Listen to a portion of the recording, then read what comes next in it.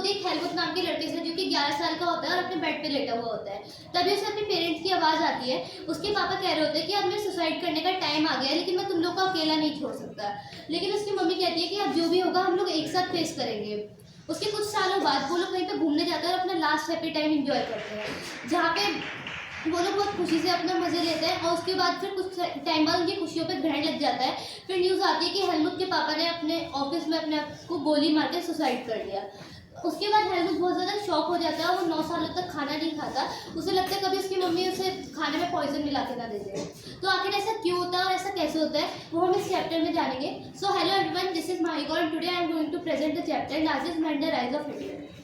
तो स्टार्ट करते हैं वर्ल्ड वॉर 1 से, जो कि 1914 में स्टार्ट हुई थी और जो कि एलाइड पावर्स और सेंट्रल पावर के बीच में लड़ी गई थी। एलाइड पावर थे उस टाइम पे इंग्लैंड, फ्रांस और रशिया, और सेंट्रल पावर थे जर्मनी, ऑस्ट्रो हंगेरियन और टर्की। इन लोगों के बीच में लड़ी गई थी और जर्मनी वर्ल्ड वॉर 1 को जीत भी जाता और उसके जीतने के आसार बहुत ज़्यादा भी थे। लेकिन 1917 में उन्होंने यूएसए की लस्टेनिया सबमरीन को डुबा दिया, जिसकी वजह से वहाँ पे कई सारे जो सोल्जर्स थे वो घायल हो गए, बहुत सारे सोल्जर्स मर भी गए, जिसकी वजह से यूएसए को गुस्सा आ गया और उन्होंने जर्मनी के अगेंस्ट लड़ने के लिए सोच लिया। वरना क्योंकि वर्ल्ड वॉर 1 की स्टार्टिंग में यूएसए ने बोला था कि मैं न्यूट्रल रहूँगा और मैं कहते हैं वर्ल्ड वॉर 1 नहीं लड़ूंगा, क्योंकि उसके बाद कई सारे नुकसान हो गए।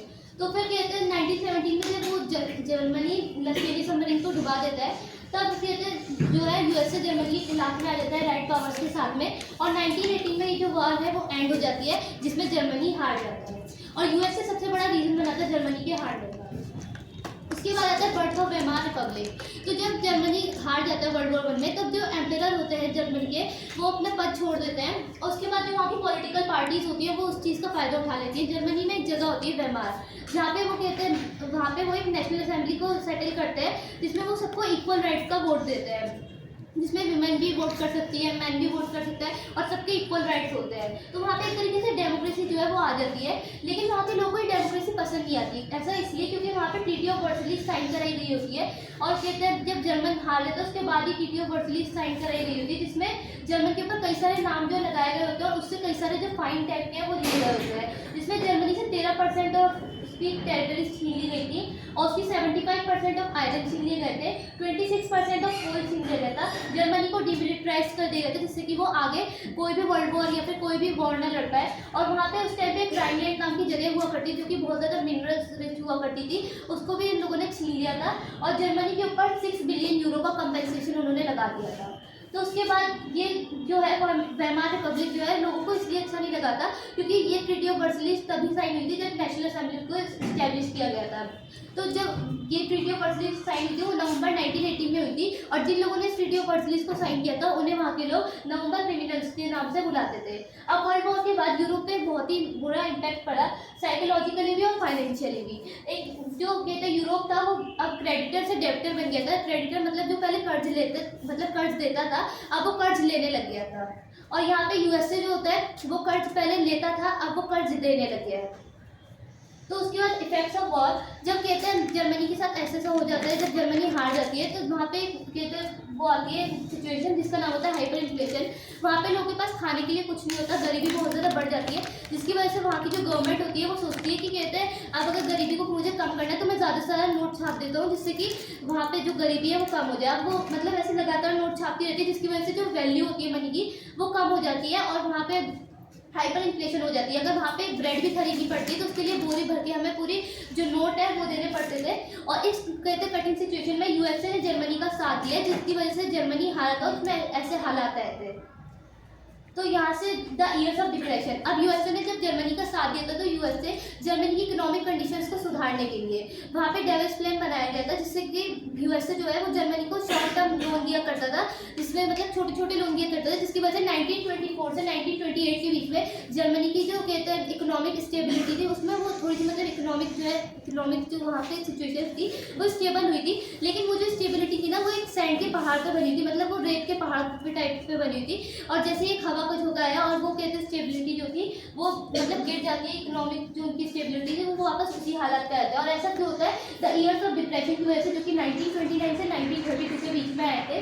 और कहते हैं ऐसा इसलिए होता है क्योंकि वहाँ पे यूएसए में ना वॉल स्ट्रीट एक्सचेंज नाम की एक जगह होती है जो कि क्रैश हो जाती है, जिसकी वजह से यूएसए पे बहुत बड़ा इफेक्ट पड़ता है। वहाँ की जो कहते हैं वो इकोनॉमिक वो होती है, वहाँ पे जो उनकी वो नेशनल इनकम होती है वो हाफ तक गिर जाती है, और जो यूएसए की वहाँ पे फैक्ट्रीज वगैरह होती है वो बंद हो जाती है, एक्सपोर्ट वगैरह सब फेल हो जाता है, और वहाँ पे गरीबी के मारे लोग का बुरे हालात हो रहे होते हैं। अब ऑब्वियसली बात है, जब जर्मनी जो है हमारा वहाँ पे डिपेंड था पूरा यूएसए पे शॉर्ट लोग पे, तो जर्मनी के ऊपर भी कुछ ना कुछ फर्क पड़ेगा ही। तो जर्मनी के जो हालात होते हैं वो वापस से वैसे ही आ जाते हैं, मतलब जिससे थोड़ा सा सुधरे थे अब वापस वैसे ही आ जाते हैं। इंडस्ट्रियल प्रोडक्शन जो है वो 40% तक गिर जाती है। वहाँ के जो लोग होते हैं वो इतने ज़्यादा बेरोजगार होते हैं, 6 बिलियन तक वहाँ पे लोग जो है बेरोजगार हो जाते हैं, और बेरोजगारी की वजह से वहाँ पे क्रिमिनल एक्टिविटीज बहुत ज़्यादा बढ़ जाती है, और वहाँ पे जो लोग होते हैं वो खाना पीना, मतलब उनके पास खाना पीना नहीं हो पाता।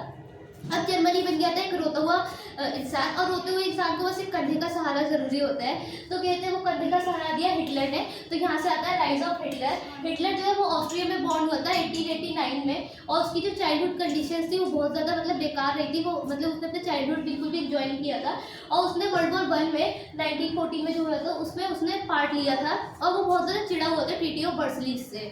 वो मतलब उसको ट्रीटी ऑफ वर्सलीज बिल्कुल अच्छी लगी थी। उसने कहा था कि अगर जर्मन अपनी तरफ से लड़ रहा है और भी तो देश लड़े, तो मतलब पूरा नाम जर्मन के ऊपर क्यों लगाना।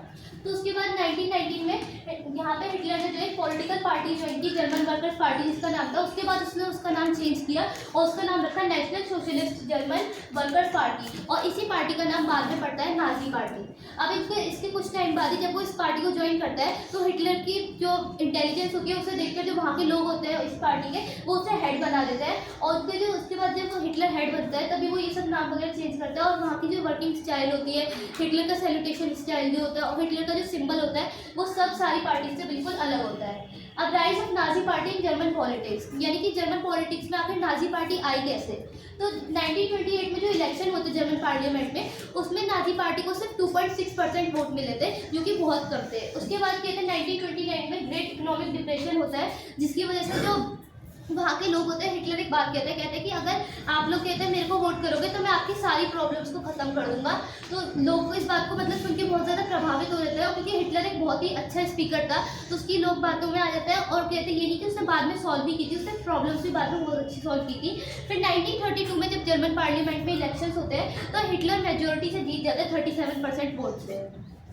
उसके बाद आता है promises made by Nazi party, मतलब नाजी पार्टी ने उस जर्मन पार्लियामेंट इलेक्शन को जीतने के लिए क्या क्या प्रोमिसेस किए थे। तो उन्होंने पहला प्रोमिस ये किया था कि मैं जर्मनी को और स्ट्रॉन्ग नेशन बनाऊंगा, और उन्होंने कहा था कि मैं ट्रीटी ऑफ वर्सलीज के प्रोविजंस जो लगे हुए हैं हमारे पर, जो नाम लगाए गए हैं उनको हटा दूंगा, और मैं हर एक की इज्जत को वापस लाऊंगा। जो जर्मनी में हर एक जितने भी लोग हैं मैं उन लोगों की इज्जत को वापस लाऊंगा, और एवरी सिटीजन गेट एम्प्लॉयमेंट। और उन्होंने कहा कि मैं सब मतलब सारे सिटीजन जो है जर्मनी में उन सबको एम्प्लॉयमेंट दिलाऊंगा। और कहते हैं जो फॉरेन इंटरफेरेंस होती है, मतलब जो बाहर के देश आके हमारे जर्मनी में कुछ भी कर जाते हैं, मैं उनको बंद कर दूंगा।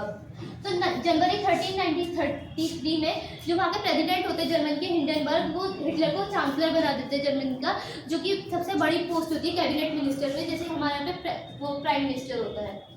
तो इसके बाद हिटलर को और ज़्यादा पावर मिल जाती है, और 27 जनवरी 1933 को जर्मन पार्लियामेंट में आग लग जाती है, जिसका हिटलर जो है फ़ायदा उठाता है और कह देता है कि जो विपक्ष पार्टीज़ है मेरे जो अगेंस्ट लड़ रही हैं, उन लोगों की वजह से ये जो फायर है वो लगी है। तो उसके बाद कहते हैं जो ये लगती है ना वहाँ पे आग जब लगती है, तो वहाँ पे जो मतलब हमारे जो सिविक राइट्स होते हैं वो उन लोगों से छीन लिए जाते हैं जर्मनी वाले लोगों से, जैसे freedom to speech, freedom to press, freedom to assembly, ये सब राइट इन लोगों से छीन लिए जाता है। और 3 मार्च 1933 को जो फेमस इनेबलिंग एक्ट लगा दी जाता है, जो कि फायर डिक्री की वजह से लगा हुआ होता है वहाँ पे, जो कहते हैं हिटलर को डिक्टेटर घोषित कर देता है वहाँ का। अब डिक्टेटर बनने के बाद क्या हिटलर ने अपने जो वादे थे उन्हें पूरा किया, या फिर वो सिर्फ लोगों पर अत्याचार ही करता रहा। तो उसने अपने वादों को पूरा किया।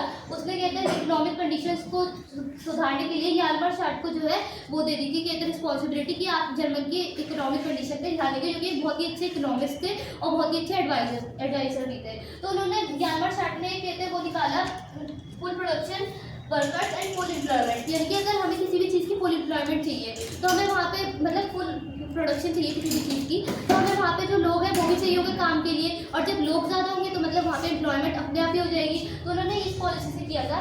अब हिटलर ने क्या किया, फॉरेन पॉलिसीज में चेंज लाए। तो 1933 में हिटलर ने लेगी ऑफ नेशंस यानी कि जो वहाँ पे पीस वगैरह प्रमोट करने के लिए वर्ल्ड वॉर 1 के बाद बनाया गया था, वहाँ से वो जर्मनी को निकाल देता है और 1936 में वो राइनलैंड को दोबारा से ऑक्यूपाई कर लेते हैं, जो कि उनसे छीन ली गई थी ट्रीटी ऑफ वर्सलीज में। 1938 में ऑस्ट्रिया और जर्मनी एक साथ आते हैं और एक देते कि हम लोग एक लोग हैं और हमारा एक ही देश है और हमारा एक ही लीडर है।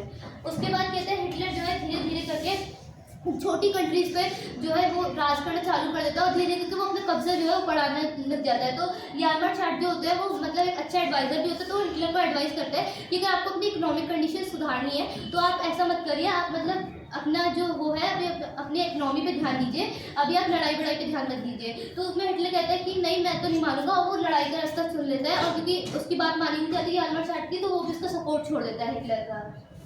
तो उसके बाद आता है यहीं से स्टार्टिंग ऑफ वर्ल्ड वॉर 2। जैसे ही हिटलर कहते हैं लड़ाई को चुनता है उसके बाद ही वर्ल्ड वॉर 2 स्टार्ट हो जाती है। तो इससे क्या होता है कि 1 सितंबर 1939 को वो जर्मनी जो होता है वो पोलैंड पर अटैक कर देता है, जिसकी वजह से पोलैंड की जो ट्रीटी होती है ना, मतलब जो पोलैंड का समझौता होता है वो आपके फ्रांस के साथ भी होता है और इंग्लैंड के साथ भी होता है। तो जैसे इसके ऊपर अटैक होता है पोलैंड के ऊपर, तो वैसे फ्रांस और इंग्लैंड दोनों एक साथ आ जाते हैं जर्मन को डिफेंड करने के लिए, और यहीं से वर्ल्ड वॉर 2 जो है वो स्टार्ट हो जाती है। अब इस बार 1940 में सितंबर में आपके जर्मन, इटली और जापान भी जो है आ जाते हैं एक साथ, और वो एक ट्रिपार्टाइट पैक्ट जो है वो साइन कर देते हैं कि हम लोग एक साथ मिलकर इस वर्ल्ड वॉर में लड़ेंगे। और इस बार ये जो वर्ल्ड वॉर होती है वो होती है German, Italy, Japan versus France and England. तो इस बार भी यूएसए ये कहता है कि मैं इस बार भी दूर ही रहूँगा, क्योंकि पिछली बार जो हालात हुए थे वर्ल्ड वॉर 1 के बाद, मैं नहीं चाहता कि मेरे लोग को दोबारा से परेशानी हो।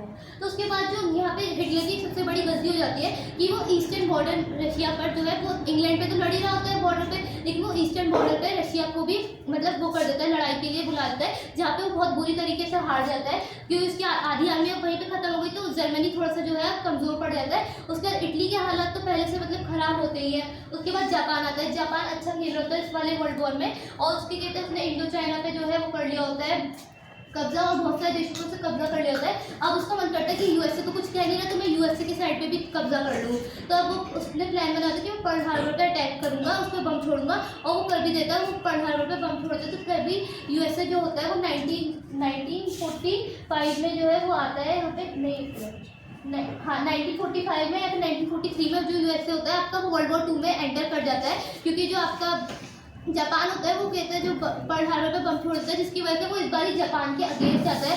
तो मतलब इस बार भी वो फ्रांस और इंग्लैंड के साथ ही हो, क्योंकि जापान तो जर्मनी और उसके साथ था इटली के साथ में, तो कहते हैं इसलिए वो जो करता है फिर वो उसके जापान के खिलाफ आ जाता है, और जापान के खिलाफ जो है फिर इस बार वो लड़ता है। और ये वर्ल्ड वॉर 2 जो होती है मई 1945 में जो है खत्म हो जाती है विद मतलब हिटलर जो है वो अपने आप को जब हार जाता है जर्मनी, तो वो अपने आप को बर्लिन के बंकर में जाके अपनी फैमिली के साथ सुसाइड कर लेता है, अपने आप को गोली मार के। और कहते हैं जो वो होता है वो जापान, उसको कहते हैं उसके ऊपर वो बम फेंक दिए जाते हैं हिरोशिमा और नागासाकी पे यूएसए द्वारा। उसके बाद है कंटिन्यूशन ऑफ हेलमुट स्टोरी। तो जो मैंने आपको अभी शुरुआत में एक स्टोरी बताई थी हेलमुट के बारे में, तो उस स्टोरी को अगर देखा जाए तो हेलमुट जो होता है आपका, उसके जो पापा होते हैं वो एक नाजी सपोर्टर होते हैं, और जब कहते हैं वो जब जर्मनी हार जाता है तो जो एलाइड पावर्स होती है वो सब जो जीती हुई पावर्स होती है वो न्यूरेमबर्ग में मतलब जर्मनी में एक जगह है न्यूरेमबर्ग, तो वहाँ पे वो लोग उन लोगों को सजा दे रही होती है जहाँ पे मतलब जिस साइड पे लड़ाई हुई होती है, मतलब जिनकी वजह से लड़ाई हुई होती है। और उन लोगों का मानना ये था कि हिटलर की वजह से लड़ाई हुई है तो हम हिटलर के लोगों को जो है वो देंगे, कहते सजा देंगे। तो हिटलर के लोगों को वो लोग सजा दे रहे होते हैं, तो वो भी एक नाजी सपोर्टर होते हैं, तो वो अपनी इज्जत से मरना चाह रहे होते हैं, इसलिए उन्होंने अपनी जान खुद ही ले ली, वो इन लोगों के हाथ नहीं मरना चाहते। तो अब क्राइम ऑफ नाजी पार्टी, यानी कि नाजी पार्टी के क्या क्या क्राइम थे। तो क्राइम अगेंस्ट पीस, उन्होंने पीस के अगेंस्ट क्राइम किए, तो उन्होंने वार चालू करवाई थी world war 2। And crime against humanity, वो कई सारे जो gypsies 2 lakh gypsies, 6 million Jews and 1 lakh Polish civilians and 7,000 German who are disabled, वो इन लोगों को कहते हैं टॉर्चर किया करता था। मतलब और मतलब वो चाहता था कि उसके देश में जो है सबसे बेस्ट लोग रहे। वो कहते थे कि हमारे देश में जो मतलब ऐसे डिसेबल्ड लोग हैं उनकी ज़रूरत नहीं है हमारे देश में। अब आइडियोलॉजी ऑफ हिटलर, तो उसकी जो फर्स्ट प्रायोरिटी थी वो थी नॉर्डिक आर्यन, जिनकी आंखें ब्लू हुआ करती थी और वो गोरे हुआ करते थे, उनके बाल जो है लाइट ब्राउन कलर के हुआ करते थे। और जो लोएस्ट प्रायोरिटी थी वो थी ज्यूज, क्योंकि कहते हैं उनको लगता था ऐसा, वहाँ के लोग ऐसा मानते थे नाजी के लोग कि उन्होंने जीसस क्रिस्ट को किल किया है, और वहाँ पर वो हिटलर ने पर्सनली भी हेट करता था। और वो कहते हैं ना अदर जर्मन को हाई इंटरेस्ट पे क्या करते थे, उनको लोन देते थे हाई इंटरेस्ट पे। हिटलर उनको बहुत टॉर्चर किया करता था, उनके वर्शिप प्लेस को उन्होंने जला दिया था हिटलर ने, और मतलब उनके घरों को जला दिया था, उनको बहुत गंदी जगह पे रहने के लिए छोड़ दिया था जहाँ पे कीचड़ वगैरह होती थी, उनको वहाँ पे ऐसे करता था वो। और वो ज्यूस की मास किलिंग किया करता था, और जब उससे पूछा जाता था कि आप मास किलिंग क्यों करते हैं ज्यूस की, तो वो कहता था कि मैं मास किलिंग नहीं कर रहा हूँ, मैं उन्हें स्पेशल ट्रीटमेंट दे रहा हूँ। तो कहते हैं, और हिटलर ने कहते हैं एक रूम में बंद कर देता था और वहाँ पे पॉइजनस गैस छोड़ देता था, जिसकी वजह से जो वहाँ के लोग थे वो बहुत जल्दी मर रहे थे। जूस को ख़त्म कर रहा था मास कैरी करके। हिटलर वहाँ के चिल्ड्रंस को भी टारगेट किया करता था। स्कूल में नाजी आइडियोलॉजी पढ़ाता है। वहाँ पे नाजी आइडियोलॉजी में ये पढ़ाया जाता था कि ज्यूस अच्छे नहीं है, और मतलब वो जो हिटलर है वो आप लोग का एक टाइप से भगवान है, आपको उसी को हमेशा सपोर्ट करना है। यूथ ऑर्गेनाइजेशन बाय हिटलर, क्योंकि हिटलर जानता था कि जो जवान लोग हैं वही अब आगे जाके जो है हिटलर को सपोर्ट करने वाले हैं, तो इसलिए यूथ ऑर्गेनाइजेशन रखता था। Time by time 10 to 14 years old children को वो जंग हॉल में एडमिट कर लिया जाता था, जहाँ पे वो आइडियोलॉजिकल ट्रेनिंग पाते थे और फिजिकल ट्रेनिंग पाते थे, जिसमें उन्हें फिजिकली ट्रेन तो किया ही जाता था और आइडियोलॉजिकल यानी कि यहाँ पे नाजी आइडियोलॉजी पढ़ाई जाती थी। 14 ईयर्स ओल्ड चिल्ड्रन को नाजी यूथ ऑर्गेनाइजेशन में जो है एडमिट कर लिया जाता था, जो कि 1922 में निकली थी। और उसके बाद 18 ईयर्स ओल्ड वाले चिल्ड्रन को पहले लेबर सर्विस में लेते थे, उसके बाद उन्हें आर्मी में जो है एडमिशन मिल जाता था। उसके बाद आता है विमेन इन नाजी जर्मनी। तो हिटलर ने अपने कहते हैं उसमें बोला था भाषण में 1933 में जो उनका भाषण हुआ था कि मेरे स्टेट में माँ जो है सबसे इम्पोर्टेंट सिटीजन है, किसी से भी मतलब पूरे सब में मम्मी सबसे इम्पोर्टेंट सिटीजन है। लेकिन जो कहते हैं मदर थी जो जूस को पैदा करती थी उन्हें पनिश किया जाता था, और जो कम बच्चों को पैदा करती थी उन्हें पनिश किया जाता था। और कहते हैं जो मदर जो है वो कहते हैं डिसेबल बच्चों को ऐसे मतलब जो नहीं चाहता था हिटलर उनकी लोएस्ट प्रायोरिटी या फिर डिसेबल बच्चे, तो कहते हैं उन्हें वो पनिश करता था। और अगर जो माँ मतलब नॉर्डिक आइलैंड्स को पैदा कर रही है और एबल्ड बच्चों को मतलब सिंपल बच्चों को पैदा कर रही है, नॉर्मल बच्चों को, तो उन्हें वो कहते हैं अवार्ड देता था। अगर वो 2 से ज़्यादा चिल्ड्रन है तो ब्रॉन्ज क्रॉस उन्हें दिया जाता था, और 6 से ज़्यादा चिल्ड्रन है तो सिल्वर क्रॉस दिया जाता था। अगर 8 से ज़्यादा है तो उन्हें गोल्ड क्रॉस दिया जाता था। उसके बाद आता है Nazi art of propaganda. Nazi ने जूस लोगों को दिखाने के लिए मतलब क्या नहीं किया, उन्हें बुरा दिखाने के लिए उन्होंने बहुत कुछ किया था। उन्होंने फिल्म टेलीकास्ट तक की थी कि कहते हैं मतलब वो जो जूस लोग हैं वो बहुत बुरे हैं, और वहाँ पे मतलब लोगों के मन में भी ये बातें जो है वो डाली गई थी कि जूस अच्छे नहीं है। वहाँ पे पोस्टर्स वगैरह लगाए जाते थे और कहते हैं वहाँ पे फिल्म टेलीकास्ट की जाती थी उनके लिए। तो जो कैरलोटे बेल नाम की वहाँ पे औरत थी, उन्होंने 3rd टाइप ऑफ ड्रीम्स लिखा था, जिन्होंने उसमें बताया था कि जूस लोगों को वहाँ पे कैसा फील होता है जर्मनी में, उन पर जो टॉर्चर किए जाते हैं और वहाँ पे मतलब कैसा फील होता है जूस लोगों को। तो thank you everyone, this is the